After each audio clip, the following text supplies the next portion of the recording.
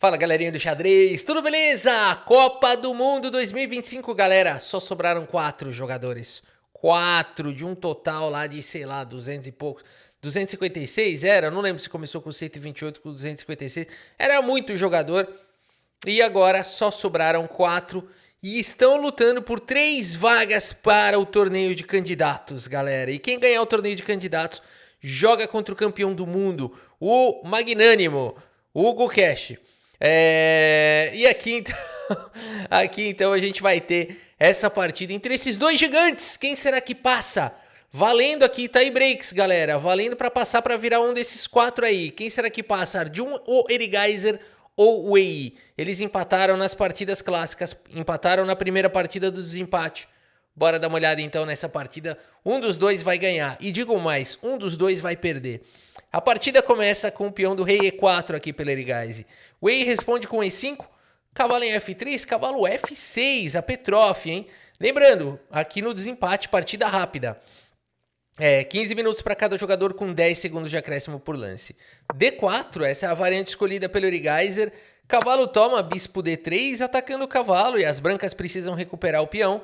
D5 foi jogado e agora sim as brancas recuperam com o cavalo toma.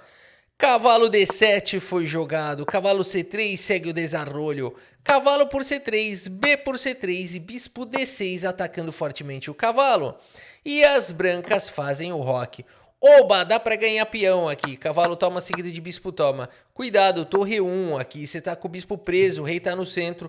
E F4 tá chegando e as brancas vão ganhar. Por isso todo cuidado é pouco. O EI simplesmente coloca o rei em segurança. E aqui temos o lance torre 1 pressionando a coluna E. Dominando a coluna E e dando mais um suporte aqui pro cavalo. C5 ataca a base da defesa do cavalo. Cavalo toma. Dama toma, foi o lance jogado aqui pelo Wei e não bispo toma, que também seria uma opção, mas aqui ele preferiu jogar dessa maneira, provavelmente já avisando trocar as damas. Dama H5 foi jogado, ameaçando o checkmate com o dedo na cara. Por isso G6, ataca a dama vem para F3 e agora C4, tira o bispo daí. O bispo agora fica nesse lugar aqui, bispo H6 primeiro foi jogado. Será que vale a pena esse lance, Rafa? Eu ouvi dizer que não vale a pena entregar 2 peças pela torre. Por exemplo, o peão toma, será que não vale a pena? Ele vai tomar minha torre, não é isso? E aqui as pretas vão ficar melhor, bispo toma, e as pretas têm uma posição melhor. Por que ele não jogou isso? Porque tem uma pegadinha aqui. O lance das brancas não seria bispo por torre aqui. Qual seria? Isso, dama F6, aqui ninguém quer a torre. O objetivo do xadrez, às vezes a gente esquece que é o checkmate. E aqui não tem mais como salvar o mate, né? Bizarra, posição difícil. Por isso, não dá para jogar aqui o lance peão por bispo, a ameaça é dama F6. Por isso a partida segue com torre D8, uau, a torre fica bem em segurança. E agora temos o lance bispo E2. Notem que o lance torre 8 também não funciona aqui, porque as brancas têm esse contra-jogo violento aqui, né? E vão dar mate também se não se cuidar. Então, as brancas têm um ataque violento. Por isso, torre D8 exclama, único lance. Bispo E2, agora sim o bispo atacado sai e aqui a dama vem para F5, né? O Wei já tinha jogado essa bateria de dama e bispo para trocar mesmo. G4 foi jogado, temos dama toma, bispo toma e bispo vem para casa de E6, corta aqui a torre. E agora A4 ganha espaço na ala da dama, impede aqui o B5. Bispo F8 combate esse poderoso bispo que está incomodando demais. Bispo G5, torre atacada, dá um passito para frente, H4, o Erigaiser vai indo para cima, galera. Rei G7, o Wei jogando também com firmeza, Rei G2, bispo D6 e aqui corta o rei. Torre de A em D1, em B1. Peão atacado, B6 faz a proteção, torre B5 pressiona o peão, bispo C7 faz a proteção e agora bispo C1 manobra o bispo para novos lares. H6 foi jogado pelo Wei, Erigaiser segue agora com o lance bispo D1, eles estão queimando o relógio quando começa a ficar nessas posições dificílimas de final. Isso aqui é uma posição extremamente complexa e difícil, Por incrível que pareça, mas já trocou bastante peça, Rafa. Isso aqui todo mundo joga de olhos fechados com uma mão nas costas. É aí que mora o perigo. É aqui que diferencia os jogadores. E o ponto todo é o seguinte, a confusão está sendo armada. Porque quando o tempo começar a cair, isso daqui vira terra de ninguém. É isso que vai acontecer.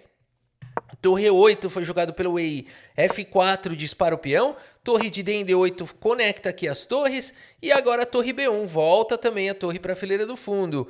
Bispo D7 pressiona o peão, torre toma, domina a coluna, deixa o peão atacado, e aqui o triste torre A1, triste porém necessário, torre A1 aqui do Erigaiser.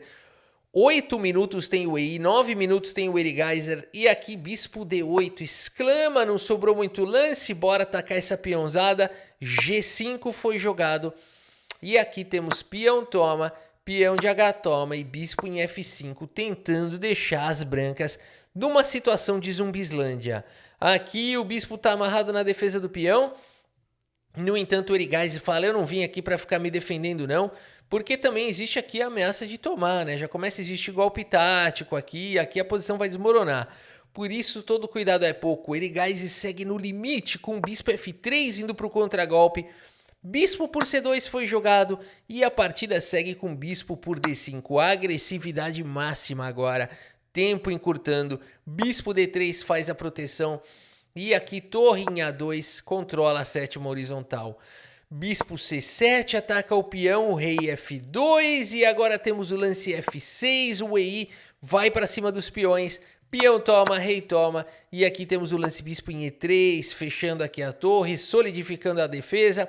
E agora a torre H8, o EI passa a torre para o outro lado. Até agora foram 36 lances, eles começam a entrar na marca dos 3 minutos no relógio, é desesperador.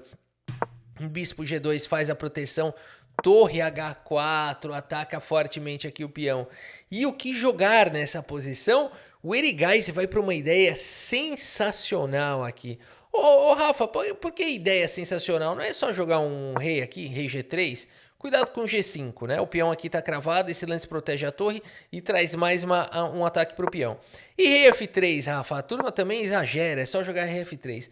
Rei F5 traz mais um ataque, você não tem mobilidade aqui pro bispo, você fecha o próprio bispo, não vale a pena. Por isso o Erigaiser encontra o melhor lance aqui, D5 exclama. Rafa, esse lance não avançou demais com esse peão, e agora, qual a ideia? A ideia é partir para um A5 e detonar essa estrutura de peões aqui da ala da dama, olha que legal. Belo contra-jogo do Erigaiser, hein? Bispo por F4 foi jogado A5, o melhor lance da posição no limite. Bispo toma, rei toma e B5 o EI tem um peão a mais. E a gente cai numa posição impossível. E eu vou explicar o que significa uma posição impossível. Se você falar para máquinas, duas máquinas, o que acontece nessa posição, mesmo com pretas tendo um peão a mais? As máquinas falam, isso daqui é um empate sem esforço. É um empate sem esforço. E entre seres humanos, 10 em cada 10 seres humanos não vão conseguir segurar isso daqui de brancas. E por que isso? Olha só, o que é preciso para equilibrar essa posição? É preciso jogar primeiro o lance torre B2. Meio que empurrar esse peão para cá, para que eles virem um alvo, para depois jogar D6 com ideia de partir para cima dessa galera. Bispo vem para F5, tentar impedir o avanço do peão, mas agora torre D2 e não tem outro. Bispo B7 tá vindo rei E5 aqui, você não pode permitir isso, então tem que jogar torre D2, ameaçando esse avanço. E agora bispo D3 poderia ser jogado fechando aqui a torre. E agora sim, com o bispo aqui deslocado, as brancas poderiam pensar em fazer o lance bispo B7 com o rei defendendo a torre, com o bispo cortando o ataque que poderia existir no peão de C3. Então tem umas sutilezas aqui de máquina que são muito difíceis para o ser humano encontrar. A gente vai mostrando aqui, tudo isso parece muito lógico, mas tem uma ordem dos lances aqui que é impecável. Não teria outra ordem. Aqui rei E6 e agora sim, bispo toma, rei toma, cai esse peão aqui. E aqui sim a gente teria essa possibilidade de lutar por um empate aqui no limite se segurando. Vai ficar com um peão a menos de novo, mas segundo aqui as máquinas, esse final é um final empatado, tá? Existem milhões de possibilidades de jogar esse final, não é um final fácil, mas aqui Eu mostrei apenas uma das possibilidades que iria para o empate. Galera, portanto, é muito difícil de encontrar, porque esse lance parece uma perda de tempo. Você fala, eu estou ajudando o adversário. Na verdade, não. Você está fixando os peões nas casas claras. Mas é uma sutileza de um tamanho, né? De um tamanho inexplicável. E aí depois essa sutileza da torre aqui primeiro, para fazer o bispo voltar, para depois ir para lá, né? E tem outras variações isso daqui. Então, realmente é um caminho muito, muito estreito. Torre F2 foi jogado com cheque. E esse lance acaba ajudando o Erigaise, porque agora o Erigaise segue com o lance... O EI acaba ajudando o EI, porque o EI segue com o lance bispo em F5. E agora Torre B2 foi jogado com A6. E agora D6 foi jogado. A ideia foi encontrada pelo Erigaise, mas nessa posição é tarde demais. Porque aqui as pretas não estão mais com o bispo em D3, que estaria atrapalhando aqui o ataque em C3, né? Então aqui nessa posição já não é tão bom para as brancas. Tanto que rei E6, o único lance foi jogado encostando no peão.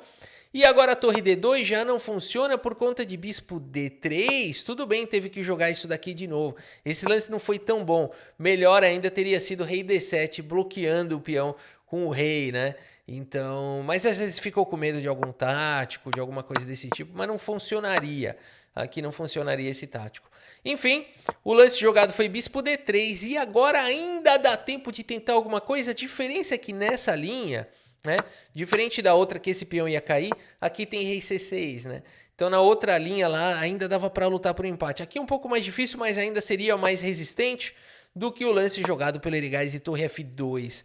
Porque agora o EI segue com o lance que exclama, o único lance da posição bispo F5. E quando vem torre D2, agora poderia de novo vir o lance rei D7. Mas o EI erra, porque agora ninguém tá mais pensando muito bem. Aqui o tempo tá caindo. Ele erra, faz esse lance torre H7. E aqui, mais uma vez, é possível lutar por um empate, mas tem que achar uma linha bizarra com torre D5. E aqui, sei lá, só mostrar alguma possível continuação aqui. De novo vai ficar com um peão a menos, mas acaba conseguindo aqui igualar, tá? Então só para mostrar aqui qualquer linha aqui, isso aqui empata. Muito difícil. Tempo caindo. Terra de ninguém, galera. O EI com um peão a mais. A partida segue com bispo aqui em C6. Um lance que faz sentido, dando suporte aqui para o peão avançar. Mas agora a torre H3 com cheque. Uau! Temos aqui o lance bispo em F3 cobrindo e agora bispo D3. Mais uma vez o peão aqui agora está ameaçado. O Erigaise segue com o lance rei F4, mas cai o peão passado. E tudo bem que o bispo B7 foi jogado, mas agora o EI tem uma ideia interessantíssima. Ele segue com B4, o melhor lance da posição. Exclama tudo! Porque depois de peão toma B3, C3 foi jogado defendendo o peão, atacando a torre. O bispo está defendido, uau! O peão dispara, a torre D1, C2 a essa altura. O Erigaise vai tentando sobreviver. Bispo vem para F5, bispo F3. Torre H4 com cheque, o rei volta para dar suporte, cai o peão de B4. Bispo em E2 foi jogado, torre B1 ataca a torre. No limite o rei defende. E depois das trocas, o rei do EI agora vai encostar nesse peão que está numa casa escura que não tem defesa. E nesse momento, o Arjun Erigaise sabe que a Copa do Mundo acabou para ele. Mas ele decide jogar até o checkmate, meus amigos. Uma coisa que eu admirei bastante aqui do Erigaise. Mostra por que ele era um 2.800, por que ele é um muito próximo. Ele chegou a 2.800, né? E talvez recupere isso em breve. Mas é porque o cara é guerreiro demais. Ele vai até o final aqui. Ele vai fazendo os lances. Sacrifica o bispo. Vai com o rei sozinho, galera. E não é porque ele tá tentando dar seta, não. Porque aqui 2 minutos no relógio com 10 segundos de acréscimo por lance. É porque ele sabe que vai para casa. Mas ele quer sair com honra. Ele quer sair no último lance. Ele quer tentar até o checkmate, meus amigos. Que partida! Erigaise contra o EI. O EI passa, portanto, aqui, elimina o Erigaise. Quem diria, né? Não era todo mundo que estava apostando nisso, a maioria da galera estava apostando as fichas no Erigaise. Eu acabei comentando que, na minha opinião, o EI era quem ia acabar passando, mas dei sorte, porque eu errei 2 e acertei 2. Eu acertei o EI. Daqui a pouco eu mostro para vocês. Vamos puxar aqui o relatório do chess.com. E olha só, né? O Wei foi mais preciso, 94,6, dominou aqui a partida. O Erigaiser jogou muito bem, teve possibilidades ali de empate, mas como a gente viu, eram empates muito felipescos, eram empates muito enginescos, por que não? E era muito complicado, né? E agora vamos mostrar aqui quem é que passa. Teremos aqui, esses dois eu acertei. Eu acertei que o Andrei Sipenko ia vencer do Sam Shankland e também acertei que o Wei ia vencer o Erigaisi, né? Agora eu errei esses outros dois, ou seja, na estatística eu tô bem no meio, né? 50% de chance que eu tinha foi bem ali mesmo. Eu errei aqui, eu falei que o Martinez ia passar e apesar de eu primeiro ter dito que o Sindarov era o favorito, passou realmente o Sindarov. E o Donchenko e o Yakobev eu não sabia, aí eu chutei, o Donchenko passou o Yakobev, né? E agora então teremos apenas esses 4, galera. Que bizarro, semifinais. Valendo então desses 4, apenas um não vai ter a vaga para o torneio de candidatos. E esse um todo mundo sabe que é o Yakobev. Eu não sei. Bom, galera, é isso. Espero que vocês tenham gostado aqui da partida. Coitado do Yakobev. Espero que vocês tenham gostado aqui da partida e do vídeo. Muito obrigado pela sua audiência. Um grande abraço para todos vocês. E até a próxima. Valeu!